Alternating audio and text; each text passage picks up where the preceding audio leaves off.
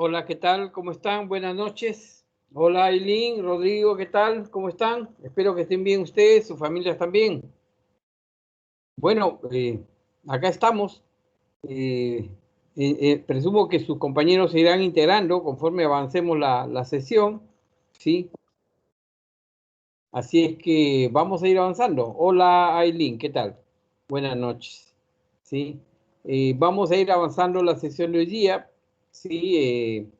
Hoy día, adicional digamos, al desarrollo de la sesión, vamos a ver también los lineamientos para su evaluación parcial, ¿ok? Así que hoy día les muestro la prueba. Correcto, entonces voy a cerrar para que podamos empezar la sesión de hoy día.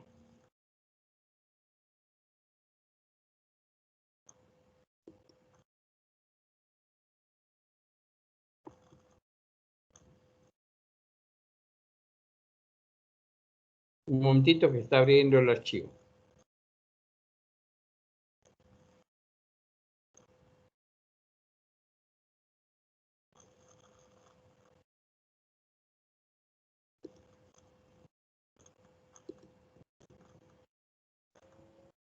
Ok, ¿me pueden confirmar, por favor? ¿Se ve? ¿Me escuchan todo ok?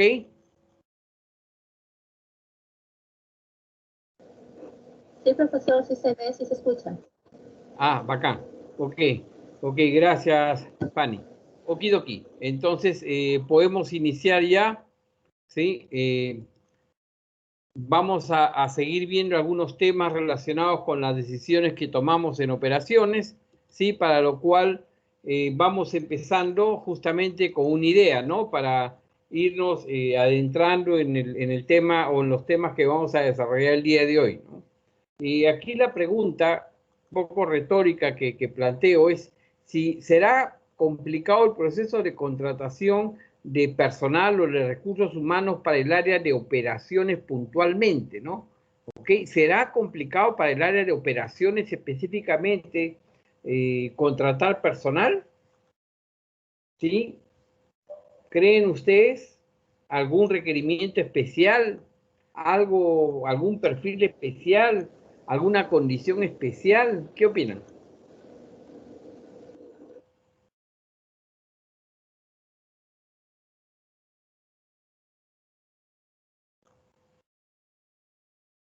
En realidad muchas veces uno asume, ¿no? Que en sí el proceso de contratación de personal es sencillo, ¿no? No es que tampoco sea pues algo recontra complicado ni difícil, pero sí pues hay ciertas consideraciones que hay que tomar, ¿no? Y no podemos dejar de pensar en esas consideraciones, porque el área de operaciones tiene algunas particularidades. A ver, Aileen, sí, yo creo que también sí deben cumplir un perfil, aunque Vagan Barraes, si hablamos del personal de ventas, también debe cumplir un perfil. El personal de logística deben cumplir un perfil. Y obviamente el personal de operaciones o de producción, según el caso, sí, pues efectivamente deben de cumplir un perfil, ¿no? ¿Ok? Es cierto, hay aspectos de la persona que vamos a contratar, pero no solamente la persona. Eso es lo que quiero un poco plantear. Hay que pensar más que la persona. Sí, Fanny, lo ideal cuando es para operaciones es que sean efectivamente especialistas, gente que tenga conocimiento, ¿no? Justamente en el trabajo que van a hacer, ¿no? En el área que van a desarrollar, ¿no? Sí, efectivamente es lo ideal, es que tenga ese conocimiento, esa experiencia en esa área, ¿no? Pero adicionalmente hay algunas otras cosas que recursos humanos tiene que tener claro a la hora que busca un personal para producción. Producción no es la típica área administrativa, ¿ok? ¿A qué voy? Por ejemplo, un área administrativa normalmente te trabaja pues desde las 8 o desde las 9 de la mañana aproximadamente hasta las 5 o 6 de la tarde, ¿no? Dependiendo del horario, ¿ok? Y probablemente en algunos casos trabaje lunes a viernes y en otros casos trabaje sábado en la mañana. Típica área administrativa. Pero un área de operaciones es diferente. El tema de los horarios es diferente. ¿ok? Para empezar, si hablamos de un área de operaciones de producción, ustedes saben que producción normalmente arranca, pues, hay un turno de las 7 de la mañana, ¿no? Y si tiene 2 turnos, hay otro turno a las 3 de la tarde hasta las 10 de la noche, ¿ok? Y si tiene un tercer turno, peor todavía, es toda la noche, ¿no? Entonces, hay a eso voy, hay algunas consideraciones adicionales que ya superan el tema del perfil. Si bien es cierto, el perfil, como bien ustedes señalan, es, digamos, unos parámetros para la contratación, ya no solamente es el perfil, sino también hay que pensar una serie de aspectos adicionales, ¿sí? En relación al trabajo que va a desarrollar esa persona, ¿sí? Y es un poco lo que queremos ver el día de hoy, ¿no? ¿Sí? Ver algún tipo de estrategia general, ¿sí? Que Recursos Humanos debería considerar a la hora que quiere contratar un personal para el área de operaciones puntualmente, ¿no? Y qué restricciones son las que debe tener en cuenta al momento que va a definir la labor que va a hacer, ¿sí?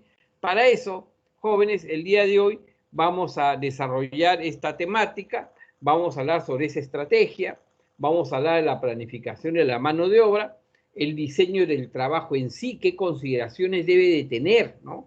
¿Ok? Y vamos a rematar este tema hablando de la optimización del tiempo, ¿no? Específicamente quiero desarrollar con ustedes el día de hoy el método del PERT, ¿sí? Que me imagino que ustedes de repente ya lo han escuchado o ya lo han visto en algún curso anterior, ¿no? Pero hoy día vamos a plantearlo porque obviamente dentro de un área de operaciones es usual que se hagan diagramas de tipo PERT, ¿no? ¿Ok? Entonces, esta es la temática para el día de hoy. Y es importante, jóvenes, porque todo lo que les estoy mostrando ahorita son temas típicos que se habla cuando uno labora en el área de operaciones, ¿no? Oye, hay que darle los parámetros a recursos humanos respecto a los horarios, respecto a la experiencia, ¿ok? Respecto a los riesgos del puesto, ¿no? Una serie de aspectos que tiene que tener claro recursos humanos para que pueda buscar la persona más óptima o el perfil más óptimo para ese puesto, ¿sí? Y adicionalmente, el tema del PERT, pues porque obviamente en operaciones se desarrollan proyectos y necesitamos alguna herramienta que nos ayude a optimizar los tiempos, ¿no? Por eso es que vamos a ver justamente estos temas el día de hoy, que son muy aplicativos a cualquier área de operaciones en cualquier empresa, ¿no? ¿Ok? Entonces, aquí me preguntaba, ¿no? Si es que existirían restricciones al momento de contratar personal. Algo de eso hemos comentado, ¿no? Cuando hablábamos de horarios, ¿no? Pero no es solamente horarios, ¿no? Hay una serie de aspectos que hay que tener en cuenta, ¿no? El hecho mismo de que producción no es un área administrativa donde normalmente, pues, si bien es cierto, hay picos de trabajo, pero en producción el tema de los picos de trabajo se maneja diferente. ¿Sí? O sea, a lo que voy.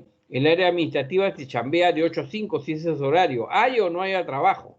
En cambio, en producción, como depende un tanto la demanda, hay algunas consideraciones, ¿no? Efectivamente, por ejemplo, yo he trabajado en fábrica en la que, caramba, no estamos en el pico y más bien estamos bajos y a la gente de producción específicamente lo mandamos de vacaciones.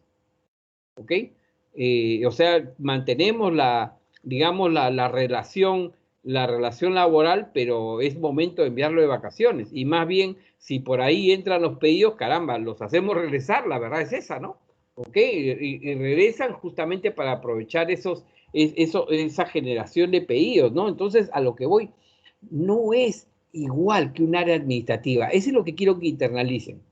¿Sí? ¿Ok? Hay algunas consideraciones que hay que tener cuando hablamos de personal para cubrir puestos en el área de operaciones, ¿no? Entonces, vamos a ver algunos aspectos relacionados. Fíjense, y vamos a empezar, ¿sí? Hablando respecto a esta estrategia de recursos humanos que hay que aplicar justamente, pues, en aras de lograr algún tipo de ventaja competitiva, ¿no? Y empecemos este tema justamente tener en cuenta lo que le señalo en la diapositiva, ¿no?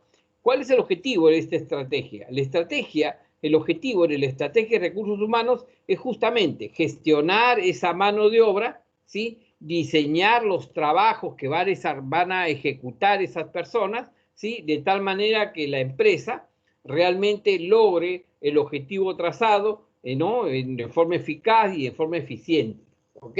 Que efectivamente esas personas sean bien utilizadas en la labor que se está desarrollando, ¿no? Entonces, para eso tenemos que asegurarnos de que estas personas en realidad se utilicen eficientemente, teniendo en cuenta justamente las restricciones pues, de otras decisiones que pueda tomar la gerencia de operaciones o de producción, ¿no?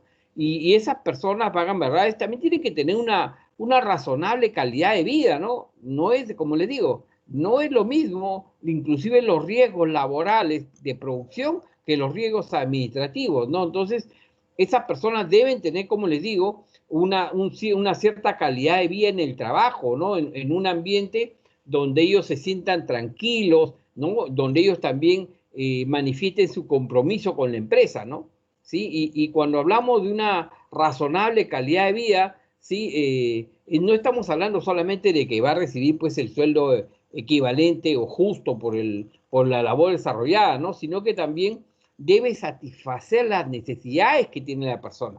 Porque cuando el puesto, ¿sí? O las condiciones laborales no satisface a la persona, pongámonos nosotros mismos como ejemplo. Si a ustedes no les satisfaciera lo que están haciendo en su empresa, ¿ok? Va a ser cuestión de tiempo. Van a estar ustedes todo el tiempo buscando que irse a otro trabajo, ¿ok? Ustedes no van a tener un sentido de pertenencia con la empresa, no van a estar motivados, su producción no va a ser la misma. Entonces, por eso es que es importante que cuando hablamos de calidad de vida, efectivamente, pues esa calidad de vida ayude a satisfacer esas necesidades físicas y psicológicas que tienen las personas, ¿sí? ¿Ok? Y cuando hablamos de compromiso, estamos hablando pues de que no solamente los trabajadores, sino que inclusive digamos, los planos gerenciales, ¿no? Los mandos gerenciales, los mandos jefaturales, en realidad tengan objetivos comunes y ambos grupos pues estén en la búsqueda de ese logro, ¿no? De la mejor manera posible, ¿sí? Para eso hay que implementar políticas también de empleo razonables, ¿no? Que sean equitativas de alguna manera para la satisfacción pues tanto de la gerencia, ¿no? Como también de los empleados, ¿no? Y cuando esa gerencia justamente tiene un auténtico respeto por los empleados y por lo que ellos hacen por la empresa, eso pues es justamente de lo que hablábamos cuando le digo que eso ayuda a brindarles una razonable calidad de vida en el trabajo y la generación de esa confianza, ¿no? ¿Ok?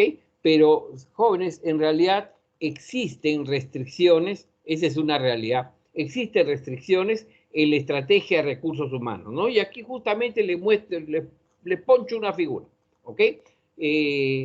Muchas decisiones sobre las personas en realidad están condicionadas por otras decisiones, ¿no? En primer lugar, podríamos mencionar la gama de productos que puede determinar de alguna manera la estacionalidad, la estabilidad del empleo, ¿ok? Luego podríamos mencionar, por ejemplo, la tecnología, los equipos y los procesos que podrían afectar a la seguridad y al contenido del trabajo que se está desarrollando. También la decisión de localización puede tener un impacto en el entorno en el que trabajan los empleados, ¿no? Y es más, inclusive esas decisiones que tomamos respecto a los layouts, ¿no? Tal como la línea de montaje frente a la célula de trabajo, ¿sí? Y influyen en el contenido del trabajo en sí, ¿ok? Entonces, las decisiones de tecnología imponen una serie de restricciones, ¿no? Por ejemplo, en las fábricas, ¿no? Algunos de los trabajos en fábrica de acero, realmente, pues, aquel que trabaja en una fábrica de acero, en primer lugar, que es un ambiente sucio, ¿ok? Es un ambiente ruidoso, es un ambiente, vagan verdades, peligroso desde el punto de vista de riesgo para las personas, ¿ok? Entonces, adicionalmente a eso, los trabajos, pues, de la línea de montaje del acero son aburridos, pues, ¿no? Y de alguna manera atontan a los empleados. Imagínense, es como cuando ustedes están en la carretera y todo el tiempo está mirando la línea central de la pista, la que divide ambos carriles, ¿no? ¿Ok? Si todo el tiempo están mirando y mirando conforme avanza el carro esa línea, ¿qué les pasa? ¿Qué nos pasa a todos nosotros? Para empezar, nos comienza a dar sueño, nos atontamos, ¿ok? Nos distraemos. Entonces, lo mismo pasa en las fábricas, ¿ok? Y si a eso le añadimos que, por ejemplo, ese tipo de trabajo, ¿no? Exige trabajar muy probablemente 24/7, o sea, 24 horas al día, 7 días de la semana, con ropa incómoda, después de tantas horas de trabajo, como que no son las condiciones más adecuadas, ¿no? Entonces, no podremos cambiar estos trabajos si no hacemos cambios en otras decisiones de tipo estratégico, ¿no? Entonces, hay que buscar un equilibrio de tal manera pues que la calidad de vida pues sea tolerable también para el empleado y para la misma empresa, ¿no? Por eso es que los gerentes tienen que buscar pues alternativas de decisión, ¿sí? Que satisfaga a ambas partes, ¿no? Entonces debe buscarse un sistema que sea eficaz, que sea eficiente, en el que tanto el rendimiento individual como el del equipo mejoran gracias a un diseño óptimo del trabajo, ¿no? Entonces, una vez que tenemos claras cuáles son esas restricciones impuestas justamente a la estrategia de recursos humanos, nos vamos a poder centrar en 3 diferentes áreas de decisión de esa estrategia. Y son justamente las que vamos a ver ahora, ¿no? La planificación de la mano de obra jóvenes, que es importante, el diseño del trabajo en sí, o sea, el contenido de la chamba, y los estándares o tiempos de trabajo, ¿no? ¿Ok? Entonces, el día de hoy justamente vamos a hablar algunas ideas sobre esa planificación y del diseño. Ya la próxima vamos a hablar justamente sobre esos estándares o tiempos de trabajo. Entonces, vamos empezando a plantear algunas ideas respecto a la planificación de la mano de obra, ¿no? Fíjense, esta planificación de la mano de obra básicamente pues consiste en determinar cuáles van a ser las políticas de personal que tratan justamente de la estabilidad del empleo y de las jornadas laborales. ¿Ok? Entonces, para planificar, tenemos que definir cuáles van a ser esas políticas de estabilidad del trabajo y cuáles van a ser las jornadas laborales. Empecemos a ver estos temas, ¿sí? Empecemos por las políticas de estabilidad del empleo, ¿no? Fíjense, esta estabilidad se refiere al número de empleados que se mantienen en la empresa en un determinado momento. Y para esto existen 2 políticas básicas para gestionar la estabilidad. La primera es seguir estrictamente a la demanda. En otras palabras, ¿sabes qué? Conforme se demanda, se contrata gente. ¿Ok? Y mientras no haya demanda, no se contrata gente, no se mantiene vínculo laboral. Esto hace que se mantengan los costos laborales directos justamente ligados a la producción, ¿no? Pero obviamente esto puede generar otros costos, ¿no? Como por ejemplo, el estar contratando, despidiendo, genera gastos, señores. Y no estoy hablando solamente de gastos administrativos, sino a veces hasta de indemnizaciones, ¿ok? El contratar genera un gasto, ¿sí? El despedir también genera un gasto, al margen de las razones del despido. Lo que estoy hablando es lo que genera en sí un despido, ¿ok? El hecho de estar manteniendo seguro de salud, contratándolo, cortándolo, ¿sí? Primas en los salarios, pues, para el personal que acepte un trabajo poco estable, ¿no? Normalmente cuando es un trabajo poco estable, los sueldos son mayores, ¿no? Entonces, esta política de seguir estrictamente a la demanda tiende a considerar los costos de la mano de obra como si fueran variables, ¿ok? La otra alternativa es justamente mantener el empleo constante, ¿no? O sea, fijo, ¿no? ¿Y eso qué implica? Que vamos a tener esa fuerza de trabajo, ¿sí? Formada, ¿ok? Y la vamos a mantener en la empresa y obviamente no vamos a estar incurriendo en costos de contratación, ni despido, ni desempleo, ¿no? Ahora, sin embargo, cuando el empleo se mantiene constante, lamentablemente, pues los empleados podrían estar de alguna manera infrautilizados cuando esa demanda es baja, pues es lógico, ¿no? Y la empresa también puede no disponer de los recursos humanos necesarios para cuando esa demanda es elevada, ¿no? Entonces, en esta política, ¿sí? Se tiende a considerar los costos de la mano de obra como costos fijos, ¿no? Fíjense, el mantenimiento de una planilla estable, claro, puede permitir a la empresa pagar sueldos más bajos que los de una empresa que sigue a la demanda, ¿no? Obviamente, ¿sí? Y estos ahorros de alguna manera nos pueden dar una ventaja competitiva, ¿no? Sin embargo, para esas empresas que tienen un trabajo altamente estacional o tienen poco control sobre la demanda, podría ser mejor el tener una mano de obra fluctuante, ¿no? Por ejemplo, veamos, en el sur está el salmón, ¿ok? Un envasador de salmón en la región del sur solamente puede procesar salmón cuando éste sube el río arriba. Esa es una realidad. Sin embargo, la empresa, mientras no pase eso, puede encontrar algún tipo de trabajo complementario para esa mano de obra en otros productos u operaciones, ¿no? Como por ejemplo, fabricar las latas o fabricar las etiquetas o reparar y conservar las instalaciones, ¿no? Ese es digamos, una de las políticas, ¿sí? ¿Ok? Una de las políticas a asumir. La otra tiene que ver, ¿sí? Con el horario o jornada laboral, ¿no? Y para esto existen varias opciones realmente, variaciones, ¿sí? La primera de ellas es un horario laboral normal, ¿no? Aquí en Perú, recuerden, siguen siendo teóricamente 8 horas diarias, 5 días a la semana, ¿no? ¿Ok? Por lo menos, si no son 6, de lunes a sábado, ¿no? Existen una serie de variaciones sobre este horario laboral normal, ¿no? Una conocida variación justamente que se utiliza mucho en las empresas es una jornada laboral flexible, ¿sí? Entonces, ¿por qué flexible? Porque en el horario flexible permitimos justamente a los empleados, dentro de algunos límites, que ellos definan sus propios horarios, ¿sí? Entonces, una política de jornada laboral flexible podría permitir al empleado llegar al trabajo 2 horas antes, ¿no? O después de las 7, claro, con una notificación formal, obviamente, ¿no?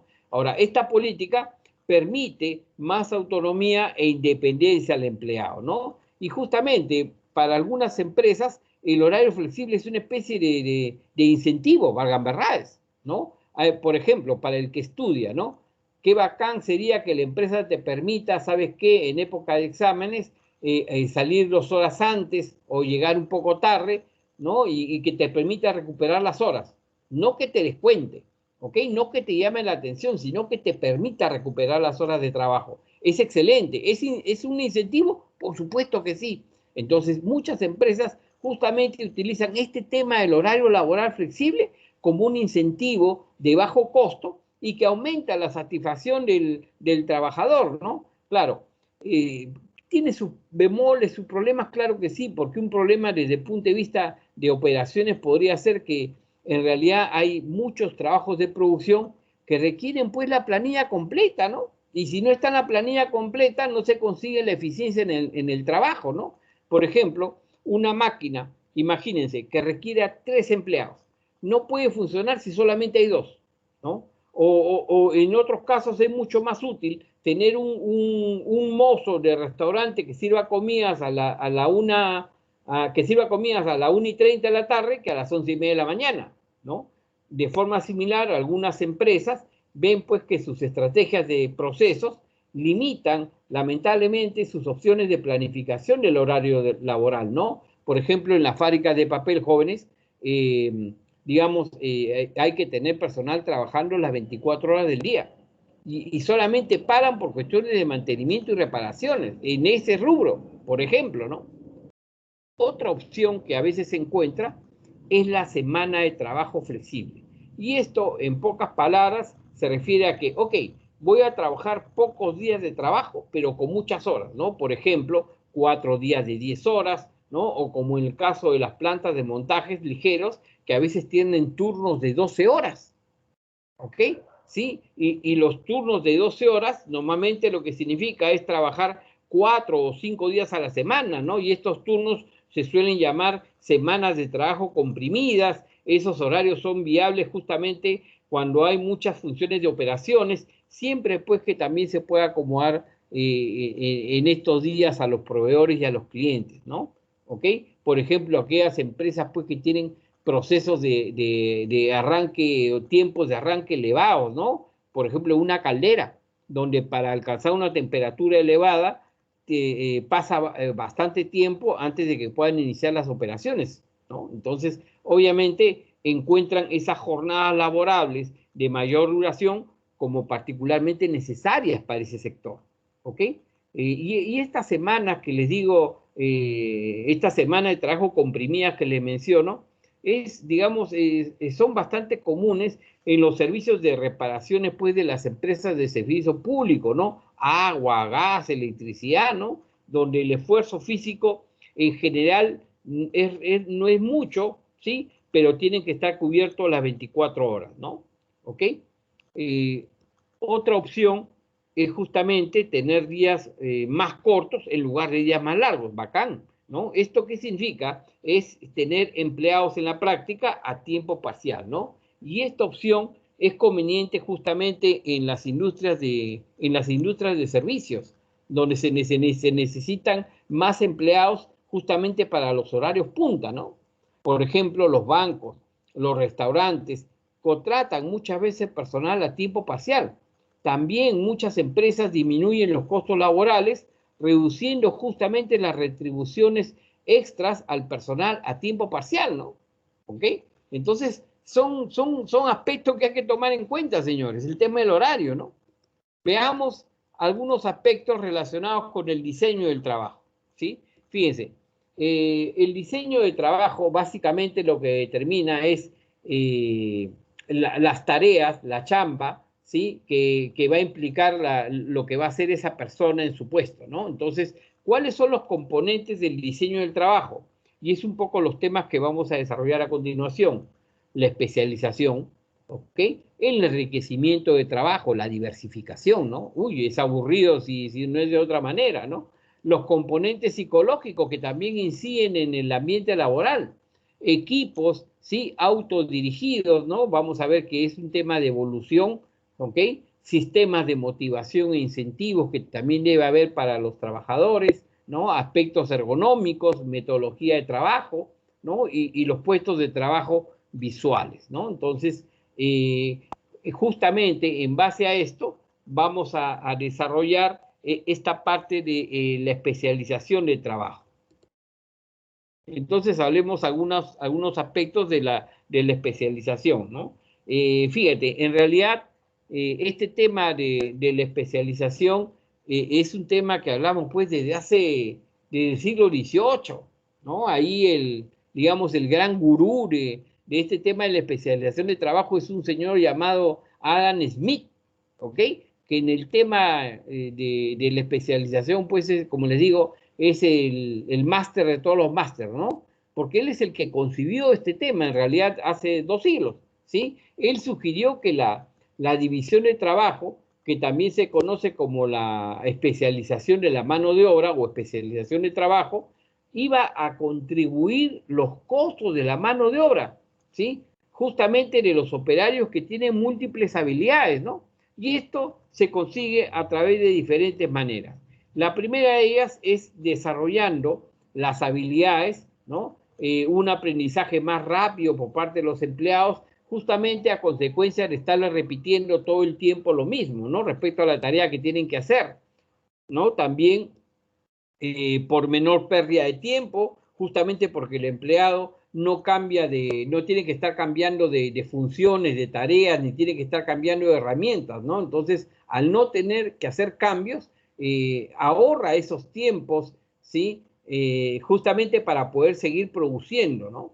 También a través del desarrollo, pues, de herramientas especializadas, ¿no? Reducción de la inversión, justamente porque cada empleado ya no necesita toda una amplia gama de herramientas, sino unas cuantas pocas herramientas para desarrollar una tarea concreta, ¿no? También, ¿sí? Para la eficiencia del trabajo es también importante, pues, el hecho de que, debido a que el salario tiende a presentar una relación bastante elevada con la habilidad, debemos pagar exactamente el sueldo necesario por esa habilidad concreta que necesitamos. Si todo el trabajo consiste únicamente en una habilidad, es lógico que paguemos únicamente por esta, ¿no? Caso contrario, vamos a tener que pagar por la habilidad más alta del empleado. Entonces, estas 4 ventajas, ¿sí?, de la especialización de la mano de obra, en realidad siguen siendo completamente válidas en la actualidad. ¿Ok?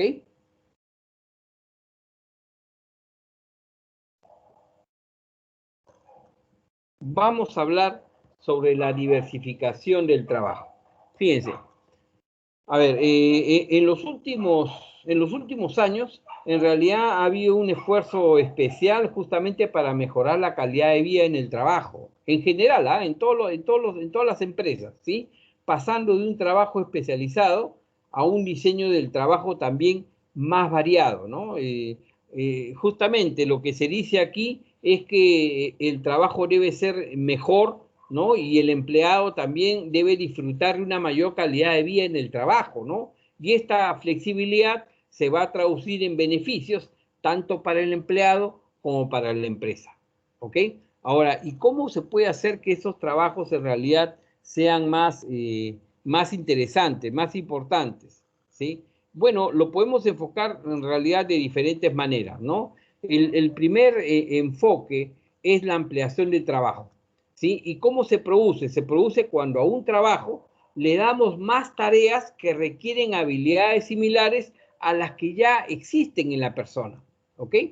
Por eso es que hablamos de ampliación del trabajo, ¿sí? ¿Ok? La persona tiene sus funciones normales y le damos tareas adicionales y esa persona también cuenta con esas habilidades para hacer esas tareas adicionales, ¿no? Esa es una manera también de diversificarle el trabajo a la persona, ¿sí? Hay personas que se aburren, jóvenes, personas que quieren estar aprendiendo constantemente, lo cual es positivo, y la empresa tiene que encaminarlo correctamente. Otra forma de diversificar el trabajo, ¿sí?, es la rotación de puestos. Claro, la rotación de puestos, viéndolo fríamente, es una especie de ampliación del trabajo, ¿no?, que se produce justamente cuando se permite al empleado que pase de un trabajo especializado a otro, ¿no? ¿Ok? Ahí en la práctica lo que ha pasado es que se le ha añadido variedad desde la perspectiva de trabajo de los trabajadores. Ahora, la rotación de puestos, jóvenes, es algo muy bueno para la persona y para la empresa, ¿no? A veces hay personas que no les gusta que los roten de puestos. Lamentablemente piensan en un corto plazo, ¿no? Quieren seguir en su zona de confort, como ya tienen dominado una chamba, digamos, se incomodan cuando les dan la posibilidad de ir a otra chamba y obviamente tienen que aprender, consolidar, en fin, ¿no? Y se incomodan con ello, cuando en realidad yo lo veo desde otro enfoque. Para la persona que la roten es muy bueno.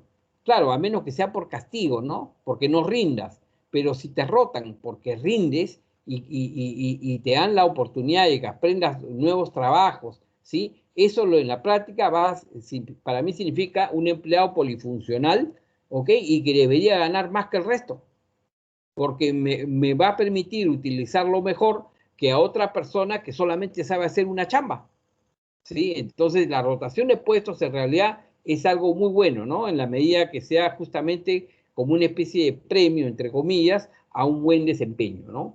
Otro enfoque, ¿sí?, es justamente el enriquecimiento del trabajo, que adicionalmente se le añade aspectos de planificación y control del trabajo. Un ejemplo, ¿sí?, podría ser que en los grandes almacenes, ¿no?, los vendedores sean responsables, por ejemplo, tanto de efectuar los pedidos de los productos que venden, como también de realizar las ventas, ¿no? Entonces, el enriquecimiento del trabajo podríamos considerarlo como una especie de diversificación vertical, ¿no? Al contrario que la ampliación de trabajo, que es una diversificación horizontal, ¿no? Ahora, una popular extensión del enriquecimiento de trabajo es lo que se denomina la potenciación de los empleados. ¿En qué consiste? Justamente enriquecer los trabajos haciendo que los empleados acepten, ¿sí?, la responsabilidad de decisiones, ¿sí?, que normalmente están asociadas al personal especialista, ¿no? O sea, se les delega poder y se les delega competencias. Entonces, la potenciación de los empleados les ayuda a asumir la propiedad de sus trabajos, ¿no? Por lo que obviamente eso genera un interés personal en mejorar su realización, ¿no? Entre los aspectos positivos que podríamos mencionar de la diversificación del trabajo están justamente la reducción de la rotación de la plantilla de personal, de los retrasos, del ausentismo. Entonces, la diversificación de trabajo es tanto conveniente para el empleado como también para la empresa, ¿sí? Y justamente aquí quiero mostrarles a ustedes, fíjense, por ejemplo, ¿no? El trabajo actual, fíjense en la figura, en el centro de esa especie de cruz, ¿sí? Su trabajo actual, insertar manualmente y soldar 6 resistencias. Oye, quiero, digamos, enriquecerle el trabajo. ¿Cómo puedo enriquecerle el trabajo? Ok, voy a hacer que él también haga labores de planificación. ¿Y cómo voy a hacer que esa persona haga labores de planificación? Haciendo que participe en un equipo multifuncional justamente para la mejora de la calidad. Y así logramos enriquecer su puesto de trabajo. Oye, pero no solamente hay que enriquecerlo, ¿sabes qué? Hay que potenciarlo, ¿ok? A la persona. ¿Y cómo lo podemos potenciar? Ah, ok, vamos a su trabajo añadirle funciones de control. En otras palabras, no solamente va a insertar manualmente y hacer soldaduras, sino que adicionalmente va a probar los circuitos después que los haya montado, ¿ok? O sea, le añado funciones de control, ¿no? Le estoy dando funciones de supervisión, por eso digo que lo potencio, ¿ok? Pero además vamos a ampliar su trabajo, ¿no? Antes de estar insertando, que coloque la colocación de la placa del circuito impreso en el dispositivo para la siguiente operación, y una vez que haga las soldaduras, que pegue las etiquetas a la placa del circuito. Entonces, señores, les estoy mostrando acá a través de un ejemplo cómo podemos enriquecer el puesto de trabajo, cómo podemos potenciar al empleado para que asuma nuevas funciones y decisiones de control, ¿ok? Y adicionalmente le estamos ampliando las funciones que realiza. ¿Ok? Entonces, a lo que voy es que justamente nosotros tenemos que preocuparnos de que esa persona de producción efectivamente tenga todo lo que estamos mencionando, ¿no? Porque eso es lo que va a ayudar a que esa persona se sienta bien y pueda realmente ejercer un mejor desempeño. Adicionalmente, señores, hay que tener en cuenta algunos componentes, como les digo aquí, psicológicos en el trabajo, ¿sí? Fíjense, una estrategia eficaz de recursos humanos también tiene que considerar los componentes psicológicos, ¿no? Y estos componentes, como les digo aquí, básicamente se centran en cómo diseñar trabajos que alcancen un mínimo de requisitos psicológicos. Requisitos psicológicos, ¿qué quiere decir? Que la persona efectivamente espera ciertos aspectos y que cubra ciertos aspectos psicológicos su puesto de trabajo. Claro que sí, ¿ok? Es más, aquí les comento, en realidad ya vamos hace 100 años, porque estamos hablando de 1920 más o menos, ¿sí? Se hizo una serie de estudios, ¿sí? Y eso se le conoce como los estudios Hawthorne, ¿sí? De Western Electric, una transnacional. Digamos, el científico hizo una investigación en esta planta, ¿ok? Y 20 años después publicó sus conclusiones, ¿no? De que, según él, de que existe un sistema social en el lugar de trabajo, lo cual ahora lo vemos, sí, pues es lógico, sí, pero no era tan lógico hace 100 años, señores, ¿sí? Es más, estos estudios básicamente se iniciaron para determinar el impacto de la iluminación en la productividad. En ese tiempo todo probaban, ¿ok? Todos querían saber cuáles eran los impactos de, oye, los hombres trabajan más que las mujeres, ¿qué pasa si los coloco en un ambiente cerrado? ¿Qué pasa si tienen iluminación? ¿Qué pasa si tienen ventilación? Era la época de hacer pruebas y pruebas, ¿ok? Entonces, inicialmente, lo que se quería analizar era el impacto de la iluminación en la productividad, ¿sí? Pero lo que concluyeron al final es que el sistema social y los distintos roles, ¿sí?, desempeñados por los empleados eran más importantes que la intensidad de la iluminación. Y descubrieron también que las diferencias individuales pueden ser, como les digo aquí, determinantes de lo que espera el empleado del trabajo y de lo que piensa que debe ser su contribución al mismo. ¿Ok? Otro aspecto psicológico que debe cubrir son las características esenciales del trabajador, ¿no? ¿Ok? En todo este tiempo que ha transcurrido, se ha determinado que existen 5 características deseables que debe tener el diseño del trabajo, ¿sí? Por lo que los trabajos en general, el suyo de ustedes, el mío, el de todos, debería tener 5 características que son muy saludables. Primero, la variedad de habilidades, ¿no? Que requiera que el trabajador utilice en su trabajo diferentes habilidades y conocimientos. Señores, eso nos hace sentir bien, es motivante, ¿ok? Otra característica es identidad del trabajo, que permita al trabajador percibir el trabajo como un todo, ¿ok? Y reconocer pues que, oye, el trabajo tiene un inicio y tiene un fin, ¿ok? Otro aspecto importante del diseño del trabajo es encontrarle un significado que nos proporcione la sensación de que el trabajo tiene un impacto sobre la empresa y la sociedad, ¿no? A nadie le gusta hacer algo que nadie valore, ¿ok? Que no le interese a nadie, que no tenga un efecto en nadie. No, a todos nos gusta pensar que lo que nosotros hacemos sí tiene un impacto sobre las personas, tiene un impacto sobre la empresa. Lo que yo hago, así sea un trabajo modesto, pero ayuda a que la empresa logre sus objetivos, ayuda a que la empresa gane más plata, ayuda a que la sociedad se sienta mejor, viva mejor, ¿no? Otra característica es la autonomía, ¿sí? Sí, pues nos gusta en general ciertos niveles de autonomía, ¿no? O sea, libertad, independencia, donde podamos aplicar también nuestro criterio, ¿no? Que no seamos un robot, ¿sí? Y un quinto aspecto tiene que ver con la retroalimentación, ¿sí? Que proporcione claramente una información periódica sobre la realización, ¿no? Entonces, la inclusión de estas 5 características en el diseño de trabajo es muy coherente con lo que hemos hablado sobre la ampliación del trabajo, sobre el enriquecimiento y sobre la potenciación, ¿sí?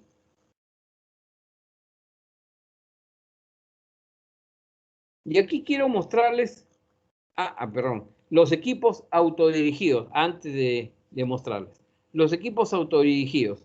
Fíjense, muchas empresas de prestigio internacional han creado equipos de trabajo justamente para fomentar la confianza, el compromiso, ¿sí? Y también para incorporar pues esas características esenciales del trabajo, ¿no? Entonces, un concepto de equipo es justamente el equipo autodirigido, que es un grupo de personas potenciadas con competencias que han sido delegadas, que trabajan juntos para alcanzar objetivos comunes, ¿no? Y estos equipos se pueden organizar para objetivos a largo o a corto plazo. Estos equipos de autodirigidos son justamente eficaces porque pueden proporcionar fácilmente la potenciación de los empleados, ¿sí? Va a poder asegurar las características esenciales del trabajo y satisfacer una serie de necesidades psicológicas de los miembros del equipo, ¿sí? Claro, evidentemente hay buenos diseños de trabajo, ¿sí? Y por consiguiente, pues, para lograr maximizar la eficacia de los equipos, los directivos justamente tienen que hacer más que simplemente crear equipos, ¿no? Por ejemplo, se aseguran de que los que realmente tienen algo que aportar estén en el equipo. Deben proporcionar el apoyo de la dirección, deben asegurar que las personas tengan la formación necesaria, deben definir objetivos y metas claras, ¿no? Entonces, estos equipos con éxito, vagan verdades, también tienen que recibir una compensación económica, ¿no? Económica o de repente no económica, pero sí una compensación, un reconocimiento, ¿no? Y la gerencia debe tener en cuenta que los equipos tienen un ciclo de vida, ¿no? Y que una vez que alcanzan el objetivo, pues puede ser necesario disolver el equipo, ¿sí? O de repente renovarlos, cambiar algunos de los miembros o inclusive hasta dándole nuevas misiones, ¿no? ¿Ok?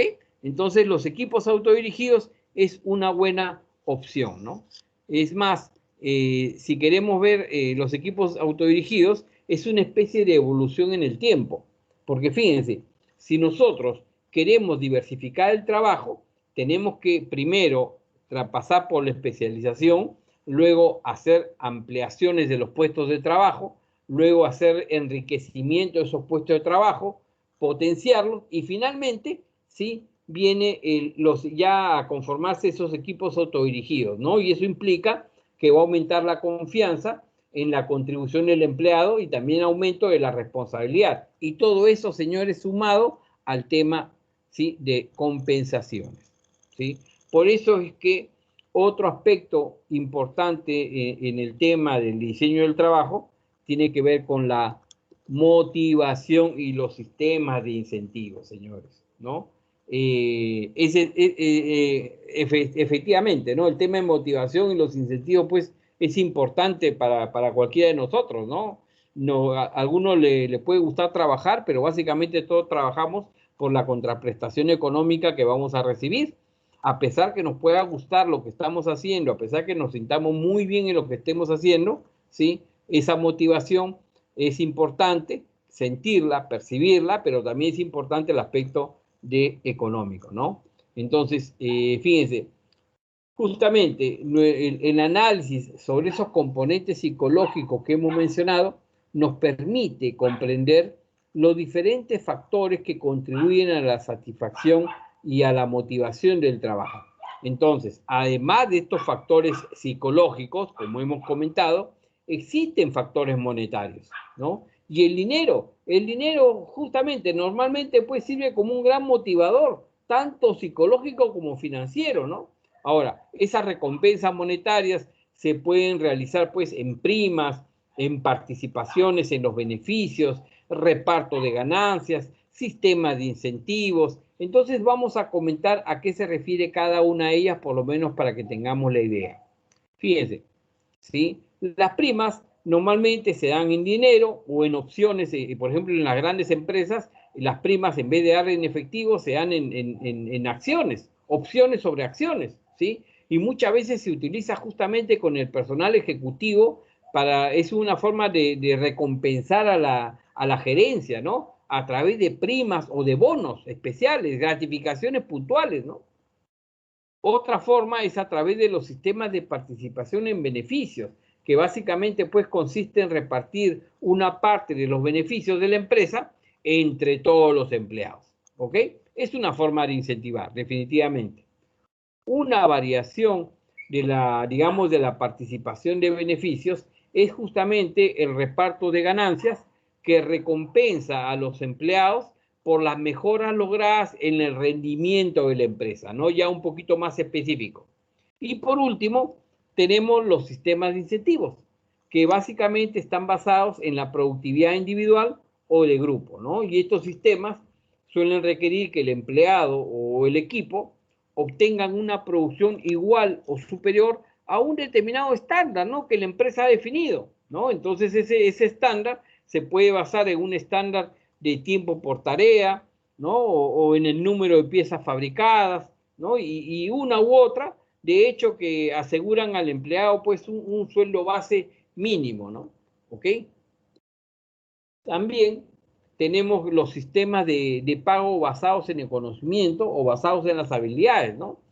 Una parte del sueldo del empleado depende también o puede depender del conocimiento que demuestre o de las habilidades que posea, ¿no?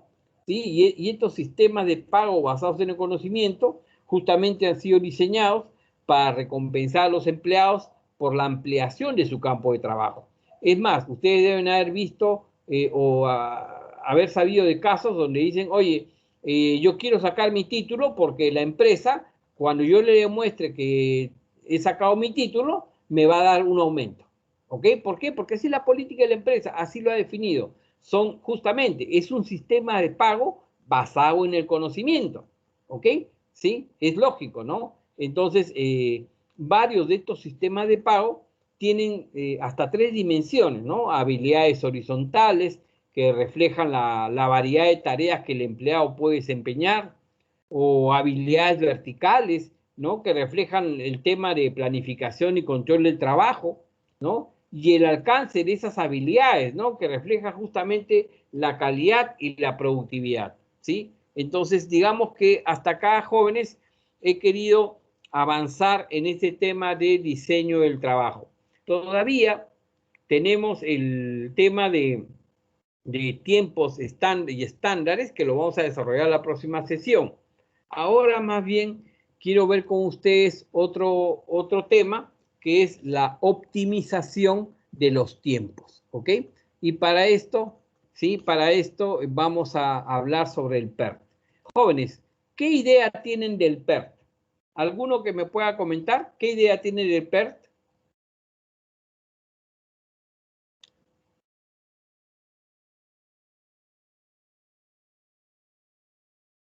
¿O qué se hace en el PERT, si quieren verlo así?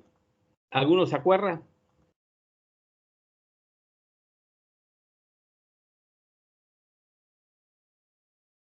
Y ojo, que lo aplicamos todo el tiempo en nuestro ámbito personal y laboral. El concepto del PERT lo aplicamos en la práctica constantemente. Es más, ustedes lo aplican cada vez que hacen una tarea, ¿sí? ¿Ok? Oye, ¿cuántos días tengo que entregar la tarea? ¿Y cuánto tiempo me demoro? Por consiguiente, ¿cuántos días puedo demorarme en hacerla? ¿Ok? Es la aplicación de un PERT, ¿ok? ¿Y cuánto es el tiempo mínimo que me demoraría en hacer ese trabajo o esa tarea? Es la aplicación de un PERT. El PERT en realidad es una metodología, ¿ok? Y como les digo aquí, es un sistema que ha sido diseñado para ayudar a la gerencia. ¿Ayudarla en qué? Justamente porque muchas veces hay una serie de incertidumbres respecto a los tiempos que involucran hacer un conjunto de tareas, ¿no? Uno no tiene claro cuánto tiempo va a demorarse en realizarse un conjunto de tareas o un proyecto, ¿ok? O no tiene de repente idea de los costos unitarios de los productos y justamente utilizan el PERT como una herramienta, ¿no? Ese PERT les va a permitir hacer una planificación detallada, ¿no? En la cual vamos a poder identificar cuáles son las responsabilidades de cada uno, ¿no? Y cuál podría ser la mejor programación, ¿no? Y que efectivamente cierto grado de credibilidad de que esa programación que estamos haciendo en el PERT realmente va a ser cumplida. O sea, que tenga buena probabilidad de que se cumpla, ¿sí? Ahora, obviamente, cuando uno habla de tiempos, lo óptimo es, bueno, pues yo quisiera reducir, digamos, los tiempos, ¿no? Porque cualquier reducción de tiempo, sí, en general es un beneficio, pero si además logro reducir el tiempo sin que eso me cueste como empresa, mejor aún, ¿ok? ¿Y será eso posible? Sí es posible, jóvenes. Es posible reducir los tiempos de ejecución de un conjunto de tareas y que eso a la empresa no le cueste más, ¿ok? ¿Y qué es necesario hacer para lograr eso? Bueno, para lograr eso, sí, tenemos que trabajar para mejorar nuestro método para hacer planificación, programación y control de proyectos. Si nosotros mejoramos esa metodología, vamos a poder ajustar nuestros tiempos, reducirlos y que a la empresa no le cueste un sol, ¿ok? Lo cual es beneficioso. Entonces, en eso consiste el PERT. Ahora vamos a ver digamos, la operatividad, pero quiero que tengan la idea, ¿ok? Ahora, ¿y qué ventajas me da un PERT? Fíjense, el PERT nos da una serie de ventajas en realidad. Nos permite conocer, si yo tengo una serie de trabajos que tengo que hacer, oye, ¿cuál tengo que hacer primero? Para que no entrampe el resto, ¿ok? ¿Qué trabajo depende de otro? ¿Sí? ¿Cuándo tengo yo que estar, digamos, retirando los productos o iniciando las producciones? ¿Sí? ¿Qué trabajos tenemos que hacer? ¿Sí? Y cuántos van a ser requeridos en cada momento del proceso. Eso me lo muestra un diagrama de PERT, ¿ok? También, si yo quiero determinar, oye, ¿y cómo vamos pues me dijiste que íbamos a acabar el 30 de junio? ¿Cómo vamos en el tiempo, en el desarrollo? ¿Vamos bien? ¿Estamos avanzando lo que debemos avanzar? ¿O nos hemos atrasado o nos hemos adelantado? Bueno, si yo veo el diagrama de PERT, les aseguro que inmediatamente puedo darle respuesta a esa pregunta, ¿ok? Porque visualmente nos va a identificar en qué situación estamos en relación con lo que se había planificado para realizar ese conjunto de tareas, ¿no? También, oye, ¿y cuáles son las actividades críticas? ¿Y qué es crítico? Aquello en lo que no puedo demorarme, aquella actividad en la que no puedo retrasarme, porque si me retraso, afecta todo el proyecto, afecta todo el conjunto de tareas, afecta el logro del objetivo final, ¿ok? Entonces, necesito saber cuáles son esas actividades críticas. Igual, jóvenes, ahora que veamos el diagrama de PERT, vamos a poder sacar al toque cuáles son esas actividades críticas, ¿ok? Y si hacemos las críticas, correcto, entonces ¿cuáles son las no críticas? ¿Cuáles son aquellas que sí pues puedo demorarme? Sí, tengo una holgura de tiempo para demorarme, pero también quiero saber cuánto es esa holgura de tiempo. El diagrama de PERT también te lo dice, ¿ok? También nos va a poder dar una idea si nuestro proyecto está atrasado, ¿no? Y si está atrasado, identificar en qué actividad está atrasada, de tal manera de que podamos de alguna manera trazar un plan para reforzar esa actividad, ¿no? ¿Ok? Y tratar de recuperar el tiempo perdido, ¿ok? Y eso obviamente tendré que costearlo para ver el impacto económico, ¿no? También cuál es la planificación y programación de un proyecto que tenga un costo total mínimo y una duración óptima. Todo esto que les menciono, señores, todo esto es lo que a mí me proporciona ver un diagrama PERT, ¿ok? Y entonces, ahora lo que vamos a pasar a ver son algunas reglas para hacer ese diagrama. Reglas sencillas, pero básicas. Reglas básicas, pero importantes, ¿ok? Y luego vamos a ver paso a paso cómo se hace un diagrama PERT, ¿sí? En primer lugar, reglas sencillas, ¿sí? Para que ustedes puedan identificar cuando les muestre el diagrama. Primero de que, así como ven ustedes, hay una letra A que representa una actividad, ¿ok? Y esa actividad, digamos que hay una flecha, una rama, como ven ustedes allí, una flecha, que es la que me está indicando que esa actividad A, ¿ok? Primero realizo esa actividad para pasar de un estado a un segundo estado, ¿ok? Otra regla es que cada actividad debe estar identificada por dos nodos distintos. ¿Qué es el nodo? Esa redondela, ese círculo que tiene el 1 adentro y ese círculo que tiene el 2 adentro, a eso se le llama nodos, ¿ok? Son dos nodos diferentes. Uno es el nodo 1 y el otro es el nodo 2, ¿ok? Y en el caso de que existan actividades concurrentes, ¿no? Que se inician al mismo tiempo, o que el inicio de una actividad depende de que otras dos o más actividades hayan terminado, hay que utilizar ciertas como flechas, ya no en ese sentido continuas, sino flechas así intermitentes, ¿ok? Actividades, se le conoce como actividades ficticias, que están representados por arcos punteados, ¿sí? Y que no nos consumen tiempo ni nos consumen recursos. ¿Como cuál, profesor? Esta de acá, fíjense. ¿Qué es lo que ven acá? Ven que hay una actividad A y una actividad B, pero para realizar la actividad C, ¿ok? Debe haberse realizado A y también debe haberse realizado B. Entonces, para que se vea esa relación, ¿ok? Es que hay unas líneas semipunteadas que van desde el nodo 2 al nodo 3, ¿no? Justamente para que visualmente entendamos que para que yo realice la actividad C, es necesario primero haber terminado la A, pero también es necesario haber terminado la B, ¿ok? Entonces, digamos que esas son las reglas básicas para poder empezar a ver cómo hacer el diagrama PERT paso a paso. Escúchenme bien, por favor, ¿sí? Primer paso, tiene que ver con las actividades del proceso. Tengo que conocer cuáles son las actividades que se van a realizar en el proceso, ¿ok? Y no solamente saber cuáles son las actividades, sino cómo se relacionan una actividad con la otra actividad. O sea, ¿qué necesito hacer primero antes de hacer la actividad?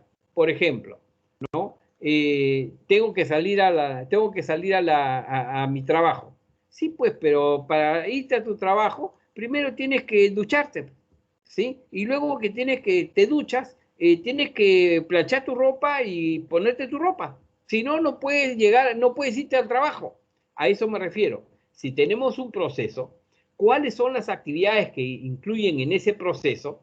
y cómo se relacionan esas actividades, ¿no? ¿Qué cosa es antes que la otra? Y luego, ¿sí? Esas actividades las incluimos en el diagrama, ¿ok? Teniendo claro cuáles son las actividades que debo realizar antes y cuáles son las actividades que debo realizar después, ¿no? Y adicionalmente, hay que establecer los tiempos estimados para el desarrollo de cada actividad. Ahora vamos a ver cómo se desarrolla, cómo se hace el tiempo estimado, no se preocupen. Para esto, jóvenes, para poder calcular los tiempos estimados, el PERT considera 3 dimensiones de tiempo, ¿ok? Entonces, para PERT existen 3 tipos de tiempo. Uno se llama el tiempo optimista. La palabrita lo dice. Optimista, ¿qué significa? De que el tiempo que va a tomar, ¿sí? Que se realice la actividad, como le digo aquí, es perfecta. O sea, no es lo que normalmente se toma, no, es el día en que, caramba, la gente estaba inspirada, la máquina trabajó excelente, la materia prima era muy buena, ¿sí? La gente vino motivada, excelente. Lo que normalmente hacen en 20 minutos, ese día lo hicieron en 12 minutos, ¿ok? ¿Sí? Entonces, a ese tiempo, ¿sí? Digamos que donde la actividad, el proceso se desarrolla de forma perfecta, ¿ok? A ese tiempo que fue el mínimo, por eso le habla de tiempo récord, ¿no? El mínimo tiempo que alguna vez tomó hacer ese proceso, a eso se le llama tiempo optimista, ¿ok? Así como hay tiempo optimista, existe el tiempo más probable. ¿Qué es el tiempo más probable? Es el tiempo que normalmente toma hacer ese proceso. ¿Ok? Es el que de 30 días al mes, probablemente 20 y tantos días justamente toma ese tiempo. ¿Ok? Por eso se habla, es el tiempo normal. ¿Ok? Es el tiempo más probable. Y luego tenemos el tiempo pesimista, ¿no? El tiempo pesimista, ¿qué es? ¿Qué significa, profesor? Pucha, justo la persona se demoró en llegar, la materia prima nos trajo problemas, o sea, todos los problemas que podían haberse presentado, se presentan. Y en ese escenario que se presenten todos esos problemas, ¿cuánto sería el tiempo? A eso se le conoce como tiempo pesimista, ¿ok? Entonces, para poder empezar a hacer el diagrama de PERT, tengamos claro, necesito los tiempos estimados. Pero para hacer los tiempos estimados, primero necesito tener para cada actividad el tiempo optimista, el tiempo más probable y el tiempo pesimista. ¿Ok? Entonces les voy a mostrar acá un cuadrito. Fíjense ustedes en este cuadrito. Este es un proceso cortito, ¿ya? Es un proceso que tiene 10 actividades, de la A a la J, ¿ok? La actividad A, la actividad B, la actividad C, la actividad D, E, F, G, H y J. También lo que les muestro acá en esta tablita es que la actividad A, en ese tiempo optimista, la vez en que todos fueron rapiditos, se demoró 3 minutos. Ahora, normalmente le toma 5 minutos y medio. Y pesimistamente, ¿ok? El día más piña podría haberse demorado hasta 11 minutos. ¿Ok? Correcto, pues entonces para la actividad A ya tengo mi tiempo optimista, mi tiempo más probable y mi tiempo pesimista. Lo mismo para cada actividad. Ustedes ven ahí el cuadrito para la actividad B, C, D, F, G, H y J. ¿Ok? Además, ¿qué más ven ustedes en la tabla? Ven que para hacer la actividad C, primero debo haber hecho la actividad A. Para hacer la actividad D, primero debí haber terminado la actividad B. ¿Ok? Y así sucesivamente. Inclusive, para hacer la actividad I, debo haber terminado la actividad G y la actividad H. Si no, no podría hacer I. ¿Ok? Entonces, con esta información, jóvenes, vamos a hacer todo el desarrollo. ¿Qué es lo que tenemos que hacer? Hasta ahí ya tengo las actividades del proyecto, ya tengo los tiempos optimistas, probable y pesimista para cada actividad y ya tengo cómo son las precedencias, ¿no? ¿Qué tiene que hacer antes y qué se hace después? ¿Ok?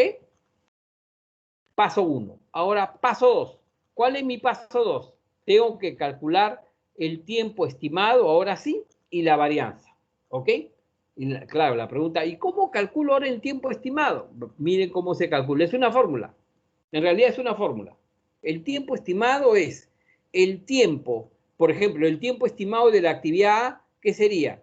El tiempo optimista de la actividad A más 4 veces el tiempo probable de la actividad A más el tiempo pesimista de la actividad A. Y todo eso dividido entre 6. ¿Y de la actividad B, profesor? Bueno, el tiempo optimista de la actividad B, 4 veces el tiempo probable de la actividad B, más el tiempo pesimista de la actividad B, y todo eso entre 6. Y así lo hallo para todas las actividades que hemos visto en la tabla, ¿ok? Adicionalmente, bueno, acá les muestro el primer ejemplo, ¿no? En el caso de A, ¿cómo sería? El tiempo optimista, si se acuerdan, era de 3, ¿sí? El tiempo más probable era de 5.5 y el tiempo pesimista era de 11. Bueno, simplemente reemplazo y me sale que para A el tiempo estimado es 6. ¿Sí? ¿Ok? Y ahora, ¿qué hago, profesor? Ahora hallo la varianza. ¿Y cómo hallo la varianza? Es otra fórmula, ¿ok? La varianza es igual al tiempo pesimista menos el tiempo optimista entre 6 y todo eso elevado al cuadrado. Es una fórmula matemática, ¿ok? Es una fórmula matemática. Es más, seguimos con la actividad A. Si hacemos de la actividad A la varianza, el tiempo pesimista, si se acuerdan, era 11, el tiempo optimista era 3, 11 menos 3, 8, entre 6, ¿ok? Y 8 entre 6 lo elevamos al cuadrado y matemáticamente nos sale 1.78. Ya tengo la varianza de la actividad A. Lo mismo para la actividad B, lo mismo para la actividad C, D, E, etc. ¿Ok? Una vez que he calculado esto, voy a tener esta tabla. Fíjense ustedes en esta tabla. Esta es la misma tabla que les mostré antes, pero aquí le he agregado la columna del tiempo estimado que acabamos de calcular y le he agregado la varianza que también la acabamos de calcular. ¿Ok? Entonces, ¿sí? Ya hemos calculado el tiempo estimado y hemos calculado la varianza. Vamos entonces al paso 3. ¿Ok? Perdonen, ¿alguna consulta con el paso 1 y el paso 2? ¿Alguna duda con esos pasos? Todo claro, profe. ¿Ok? ¿Ok? Si alguien tiene dudas, pregunte, por favor. ¿Ah? Es sencillo, solamente hay que pescarle el truco. Ya, bacán, bacán. Ok, ya hemos calculado el tiempo estimado y la varianza. Ahora, ¿qué hacemos? Paso 3. Hay que hacer el diagrama. ¿Ok? Vamos a empezar a hacer el diagrama. ¿Y cómo hacemos el diagrama, profesor? ¿De dónde? Ahí veo esos nodos, esos circulitos, y veo las flechitas, y ahí dice A igual 6, C igual 3, E igual 4, ¿y eso cómo lo hago? Ah, ok. Para empezar, esto está basado en la tablita que hemos visto hace un momento. La tablita que nos decía, vuelvo a la tablita ya para que lo vean. Fíjense, la tabla A tiene un tiempo estimado de 6 minutos, ¿ok? La actividad B tiene un tiempo estimado de 2 minutos. La actividad C tiene un tiempo estimado de 3 minutos, pero para hacer la actividad C, si se acuerdan, ¿sí? Primero había que terminar la A, ¿ok? Entonces, eso es lo que estoy expresando acá en este gráfico, fíjense. La A y la B no tienen ninguna actividad que tenga que hacer antes, así que puedo empezar en paralelo. Y la actividad A, el tiempo estimado fue 6, la actividad B, el tiempo estimado fue 2. ¿Ok? Y lo uno con un nodo. El siguiente numerito que viene en la secuencia, ¿no? Le pongo 2 y acá le pongo 3. Y luego decía, ¿no? Oye, pero ya hice A, ya hice B, ahora me toca C. ¿Y C dónde lo pongo, profesor? De acuerdo a la tabla, C se realiza después de A. Ok, ahí está la actividad A que tiene un tiempo estimado de 6. Ahora coloco la actividad C que tiene un tiempo estimado de 3. Y luego la D, ¿ok?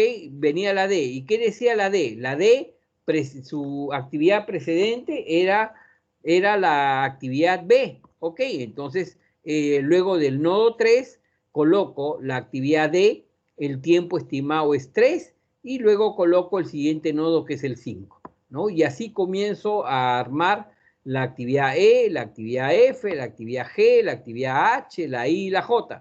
Y esos numeritos que ustedes ven ahí, ¿ok? J, por ejemplo, igual a 2, 2 es el tiempo estimado, que son lo que hemos calculado. En la tablita anterior están los tiempos estimados. Entonces, esto que ustedes están viendo acá sale de la tablita, ¿no? ¿Ok? Correcto. ¿Y qué hago con esa red? Pero ya, la dibujé. ¿Y ahora qué hago? Bueno, ahora hay que hacer los cálculos, ¿sí? Hay que calcular los datos de la red. Y para calcular los datos de la red hay que tener en cuenta 3 indicadores. T1, T2 y H. ¿Ok? ¿Sí? T1, T2 y H. Esos 3 puntos tenemos que calcularlo. Eso es lo que tenemos que calcular. T1, T2 y H. Profesor, ¿y qué es T1, qué es T2 y qué cosa es H? Vamos a ir definiendo. T1 es el tiempo más temprano que se realiza un evento. ¿Ok? Y para calcular ese T1 de cada uno de estos nodos, porque se calculan sobre los nodos, ¿ok? Tengo que tener en cuenta estos parámetros. El primer T1 en el primer nodo siempre va a ser igual a 0. ¿Ok? El siguiente T1 del siguiente nodo va a ser igual al T1 del nodo anterior, ¿ok? Más el tiempo estimado de la actividad. Nuevamente, ¿sí? Yo tenía, vuelvo a este nodo de anterior, ¿ya? El nodo 1 y el nodo 2, ¿sí? El T1 del nodo 1, ¿cuánto es? 0. Y el T1 del nodo 2, ¿cuánto es? Bueno, es el T1 del nodo anterior, o sea, 0, más el tiempo estimado de la actividad. Ahí entre 1 y 2 está la actividad A, que tiene un tiempo estimado de 6. Entonces, el T1 del nodo 2 sería 0 más 6, sería 6. A eso me refiero, señores. Vamos a ver el ejemplo, pero les quería explicar eso. ¿Ok? Tercero, si en un nodo finaliza más de una actividad, ¿sí? Se toma el tiempo de la actividad con mayor valor. Profesor, en un nodo finaliza más de una actividad. Fíjense esto de acá. Es el caso del nodo 8. En el nodo 8 finalizan 2 actividades, la G y la H. Ese es el caso, ¿ok? En este caso, lo que está diciendo nuevamente, si en ese nodo finaliza más de una actividad, para calcular el T1 se va a tomar el tiempo de la actividad con mayor valor, ¿ok? Ese es lo que está diciendo. Pero veamos la aplicación. Antes, aquí está el T1, ¿sí? Fíjense ustedes, cada nodo, en la parte superior, hay 3 recuadros que vamos a llenar. El primer recuadro es el T1. De cada uno de esos nodos, ¿ah? De cada uno de esos nodos hay que calcular el T1, ¿ok? Claro, he dicho, ¿no? Oye, el primer nodo, el T1 es 0. Correcto, coloco 0. Ahí ven ustedes el 0. Y el T1 del nodo 2, profesor, es igual al T1 del nodo anterior, que es 0, más el tiempo estimado, que es 6. Entonces, ahí colocamos 6.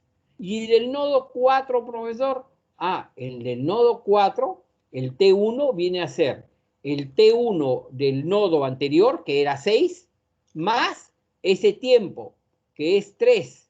Entonces, el T1 va a ser 9. Y el T1 del nodo 6, profesor, es el T1 del nodo anterior, que es 9, lo acabamos de calcular, más el tiempo estimado de la actividad E, ¿no? Que es 4, entonces sería 13, ¿ok? ¿Sí? Así es como calculamos el T1. Ahora veamos el nodo 8. En el nodo 8 hay 2 T1s, uno que viene por la actividad G y otra que viene por la actividad H.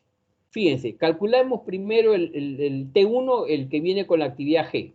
Dice, para el nodo 8, el T1 sería el T1 del nodo anterior, que es 13, más el tiempo estimado, que es 6, sería 19.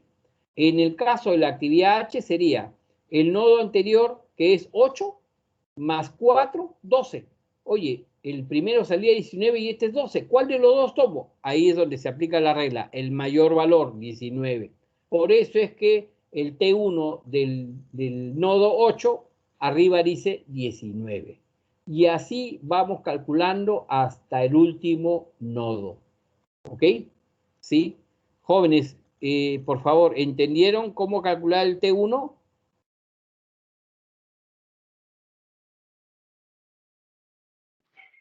Está claro, profesor. Sí, espero que sí. Si nadie pregunta, estoy asumiendo que todos han entendido, ¿ah? ¿Ok? Ese es para calcular el T1, ¿ok? Veamos el T2. El T2 viene a ser ahora sí el tiempo más tardío de realización del evento, ¿ok? Y para calcular este indicador, ahora ya no va a ser de izquierda a derecha. Ahora voy a empezar por el último, por de derecha a izquierda. O sea, el sentido es al contrario, ¿ok? El T2 del primer nodo de la derecha va a ser igual al T1 de ese nodo. Me explico.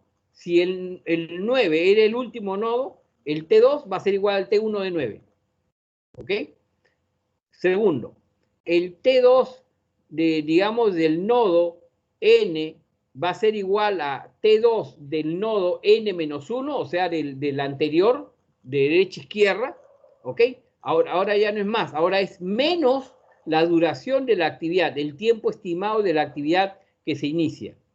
¿Ok? Y luego, si en un nodo finaliza más de una actividad, se toma el tiempo de la actividad con menor valor. ¿Ok? ¿Sí? Nuevamente, ahora es de derecha a izquierda. Vamos a verlo para que les sea más fácil entenderlo. Fíjense ustedes. Acá, ahora vamos a empezar por el nodo 9. ¿Ok? El T1 habíamos calculado era 22. Entonces, ¿cuánto es el T2 del nodo 9? Igualito, 22. El último nodo, siempre el T1 y T2 van a ser iguales. ¿Ok? Ahora retrocedo. Profesor, ¿y el T2 del anterior nodo? ¿Sí? El T2 del anterior nodo, ok. El T2 del anterior nodo va a ser igual a, ¿cómo sería? A ver, alguien que me diga, por favor.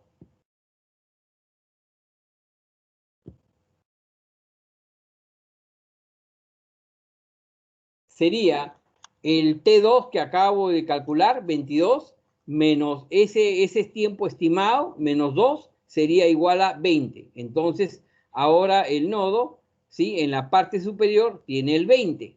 ¿Y cómo sería el del nodo 8, profesor? Bueno, ese 20 ahora, menos 1, ¿ok? Menos 1, que es el tiempo estimado, ahora me saldría 19. Ahora, del nodo 8 con el nodo 6, 19 menos 6, que es el tiempo estimado, me saldría 13. Ahora con la actividad del nodo 7, 19 menos 4, me saldría el T2 del nodo 7, 15. Y así sucesivamente. Voy retrocediendo, ¿ok? ¿Qué es lo que sucede al último? Fíjense, el nodo 2 y el nodo 3, ¿ok? Yo quiero ahora calcular ese nodo, ¿sí? Fíjense, 9, ¿sí? 9 menos 2, el T2 del nodo 1 podría salirme 7, pero si hago el del otro nodo, el del nodo 2, sería 6 menos 6, 0. En este caso no tomo el de mayor valor, como en el caso de T1, sino más bien tomo el de menor valor, que sería 0. Así es como calculo el T2, ¿sí? En el anterior le sumaba y ahora le resto, ¿ok? Y cuando hay 2, ¿sí? Ahora tomo el de menor valor, ¿sí? Una vez que he calculado T1 y T2, entonces lo que me queda por calcular es la holgura. ¿La holgura qué es, profesor, por definición? La diferencia entre T1 y T2. ¿Sí? La diferencia entre T1 y T2, esa es el valor de H. ¿Ok? Y más bien, esos eventos en los cuales la holgura sea igual a 0, ¿ok? Significa que estamos frente a la ruta crítica. ¿Qué significa ruta crítica? Que esas actividades no puede tardarse en absoluto nada de tiempo, porque eso sí puede tener un efecto en la duración de todo el proyecto. ¿Sí? ¿Ok? Veamos acá cuáles van a ser esas H de acuerdo a lo que hemos calculado. ¿Sí? En el primer caso, nos da, en el caso del nodo 1, nos da 0. En el caso del nodo 2, nos da 0, la diferencia entre T1 y T2. En el caso del nodo 4 nos da 0, y así sucesivamente, ¿no? ¿Ok? Entonces, esas actividades críticas, ¿sí? Que están dándonos igual a 0, son lo que constituye la ruta más larga que abarca el proyecto, ¿no? O sea, la sumatoria de esas actividades donde la holgura es 0, ¿sí? Si sumamos esa ruta, va a ser la duración estimada del proyecto, ¿sí? Es más, como les digo aquí, en un proyecto podían, o en un proceso podría haber más de una ruta crítica, ¿no? ¿Y cuál es la ruta crítica? Y específicamente, aquello donde está el 0, ¿ok? ¿Y cuáles son esas? La que pasa por la actividad A, por la actividad C, por la actividad E, por la actividad G, la I y la J. Si sumamos los tiempos estimados 6 más 3 más 4 más 6 más 1 y más 2, me da 22. ¿Qué es 22, profesor? Es el tiempo en que se va a demorar ese proyecto. ¿Ok? 22 sería el tiempo del proyecto. ¿Sí? Ya hemos calculado la ruta crítica, ya hemos calculado los T1, T2, las holguras, tenemos todo. ¿Ok? Entonces ahora vamos a calcular la varianza, la desviación estándar y la probabilidad. Pero es fórmula, es fórmula. ¿Ok? Entonces, para hallar justamente la varianza, lo que tenemos que hacer es sumar las varianzas de cada una de esas actividades que son las críticas. Y hemos dicho que las actividades críticas eran A, C, E, G, I y J. Ok, entonces la varianza, ¿de dónde la sacamos, profesor? De la tablita. Si se acuerdan bien al inicio de la tablita, calculamos la varianza. B menos A sobre 6 elevado al cuadrado. ¿Ok? Entonces, lo que estoy haciendo ahí es sustituyendo los datos de la tablita. ¿Ok? Y me da que la varianza es 3.67. Si yo le saco la raíz cuadrada, ya tengo la desviación estándar, que es 1.92. ¿Ok? Fíjense, ya calculé la varianza y la desviación estándar. ¿Y ahora qué hago? Ahora voy a hallar las probabilidades. Por ejemplo, si queremos, ¿sí? Vamos a hacer un ejemplo, ¿ya?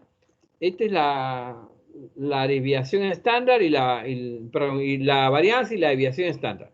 Veamos las probabilidades. Veamos un ejemplo en el cual queremos determinar la probabilidad de que el proyecto, ¿sí? O de que el proceso lo terminemos antes de 26 semanas. ¿Cómo podríamos hacer? Justamente, fíjense esta fórmula. Z igual a X menos mu entre la desviación estándar. ¿Ok? ¿Y qué es X, profesor? Es ese dato por el cual queremos hallar la probabilidad. Ahí nos dice cuál es la probabilidad de que se termine el proceso antes de las 26 semanas. 26 sería el X. ¿Y mu? ¿Qué es mu, profesor? Mu es la ruta crítica. Acabamos de hallarla. ¿Sí? Era 22 semanas. ¿Sí? Y ese símbolo que está ahí abajo, ¿qué es, profesor? Eso es la desviación estándar que también acabamos de hallar en la anterior diapositiva. Y me da que ese valor de Z es 2.08. Y ese dato, profesor, si se acuerdan ustedes, hay una tablita, ¿sí? Que es la tablita de la distribución normal, ¿ok? Y en esa tablita, el 2.08 se halla la intersección de los números enteros y los números decimales, ¿ok? Y la intersección, justamente en la tablita, nos da 0.9612. O sea, si lo multiplicamos por 100, la probabilidad de que se culmine el proyecto en 26 semanas es del 96.12%. Esa es la manera, jóvenes, ¿sí?, de hallar la probabilidad de que pueda culminar en un determinado tiempo. Ojo, 96.12% es un tiempo, es una probabilidad excelente, ¿ok? Es un muy buen dato. Una vez que tenemos ya todos los cálculos hechos, entonces ahora lo único que queda, pues, es como hacer nuestra especie de cronograma de Gantt, ¿no? ¿Ok? Donde vamos a establecer, ¿sí?, cuáles son los, digamos, el cronograma de todas las actividades, ¿ok?, que tenemos que realizar, ¿no? Teniendo en cuenta la ruta crítica, de tal manera de que preveamos los tiempos para cada actividad cumpliendo con lo que es las 22 semanas que hemos establecido. Y esa es la manera, jóvenes, de hacer un PERT, ¿sí? He tratado de ser lo más sencillo posible en la explicación. Claro, podemos sofisticarlo, hacerle cálculos adicionales, pero digamos que este es lo básico, ¿ok? De todas maneras, les sugiero leer o escuchar nuevamente el video para que puedan, a través de la práctica, comprender mejor qué se ha hecho en cada paso, ¿ok? De todas maneras, ¿alguna pregunta por lo que hemos realizado, jóvenes?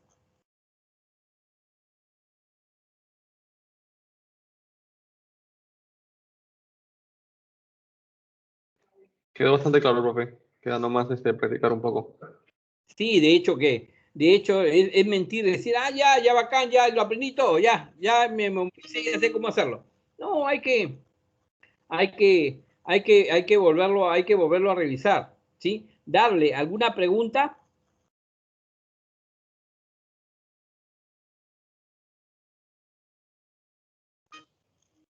Ok, nuevamente les sugiero de todas maneras revisar su material. Les he explicado de una manera sencilla, he hecho el material también bien simple como para que todos podamos entenderlo, pero hay que leerlo, ¿ok? Ese por un lado. Por otro lado, aquí por si acaso les he dejado una actividad para aquellos que quieran realizarla, ¿sí? Una actividad virtual, ¿sí? En este caso no es sobre el PERT, es justamente de esa parte de recursos humanos que hemos desarrollado. Es una tarea individual o grupal, como ustedes prefieran, ¿sí? Es para colgar en el Zoom y disponen de 7 días, ¿ok? No es nada complicado, es un poco más para que lo piensen, lo razonen, sean inventivos, ¿sí?, en su raciocinio y puedan aportar ideas, ¿ok? Por otro lado, ahora sí quería hablar con ustedes sobre su evaluación parcial, ¿ok? A ver, fíjense, les voy a mostrar su evaluación, su lineamiento de su evaluación parcial. Un momentito que voy a descartar esta presentación.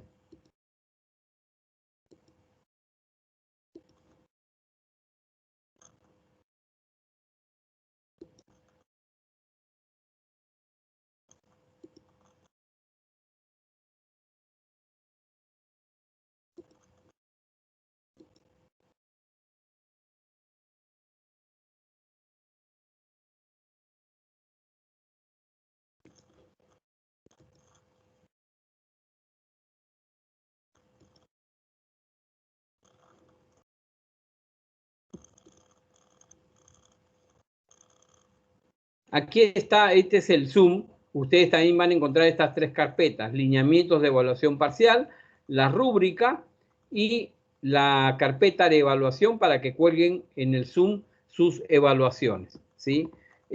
Para empezar, les muestro la rúbrica, ¿sí? En realidad son 3 casos, ¿ok? El primero tiene que ver con lo que es un caso sobre menor y mayor complejidad o divergencia. Ya algunos de ustedes hicieron una actividad al respecto, ¿sí? El segundo es para hacer un diagrama de proceso y el tercer caso es para que, digamos, mencionen ustedes los procesos, ¿sí?, las áreas de tecnología para todos los procesos de la empresa y las ventajas en relación a la tecnología que ustedes proponen, ¿ok? Esos son tres criterios que son los que se van a tomar en cuenta. El primer criterio tiene un puntaje de 5 puntos, el diagrama tiene 10 puntos y la parte de tecnología tiene 5 puntos. Ahora les voy a mostrar la evaluación en sí.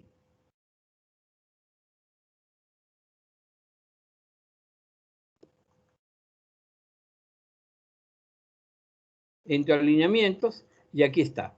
Fíjense, son, como les decía, 3 casos, ¿ok?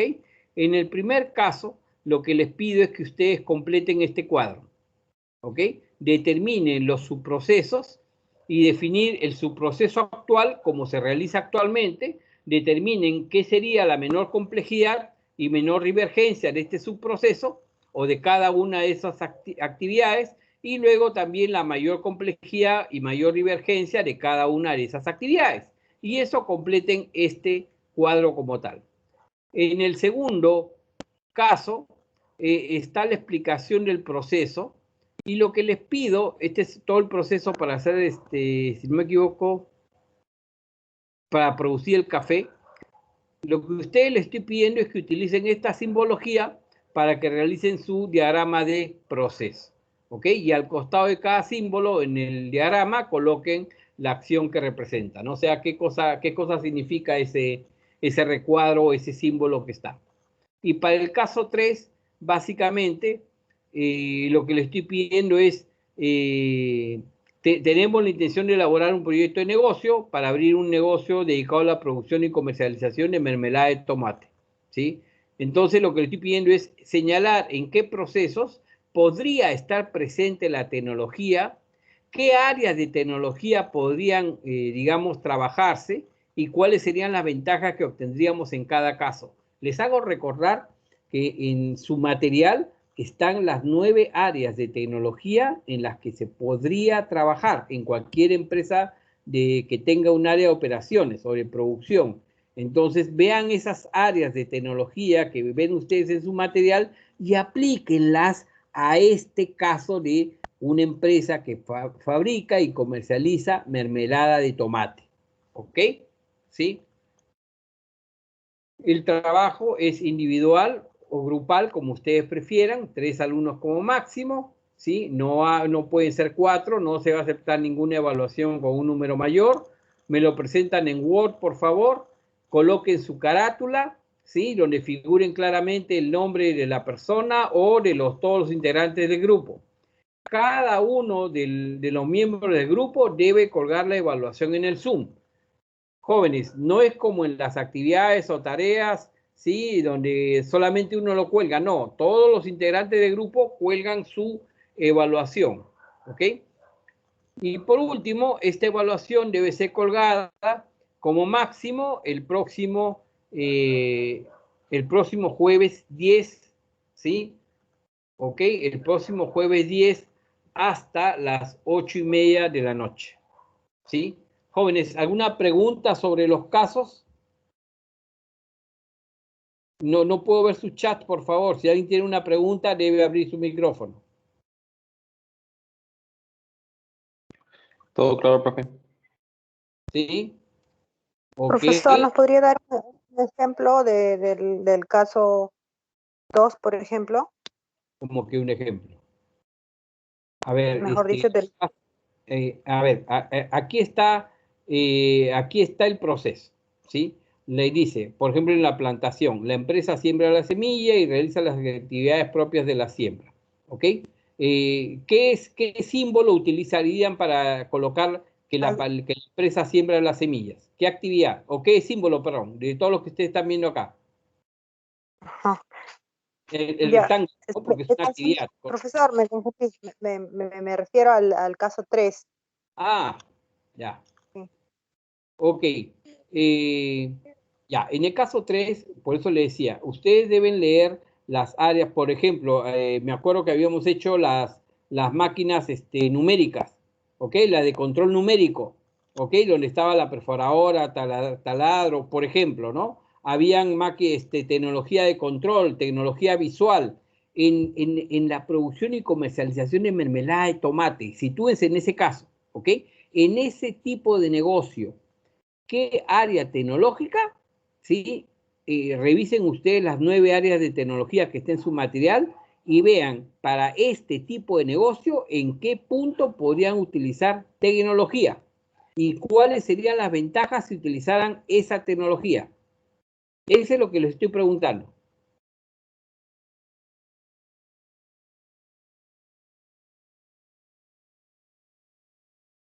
Ahora, y la producción y comercialización de mermelada de tomate, profesor, ¿qué procesos hay con los que yo pueda ver la tecnología? Bueno, este proceso de compras, almacenamiento, tesorería, ventas, producción, hay una serie de procesos, ¿sí? En todos esos procesos, ¿qué área tecnológica ustedes podrían incorporar algún tipo de tecnología? ¿En qué área tecnológica? Esa es la pregunta que se les está haciendo.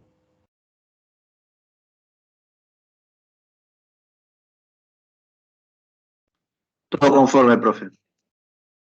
¿Ok? ¿Alguien más, por favor? ¿Alguien tenga alguna duda? Gracias por la respuesta.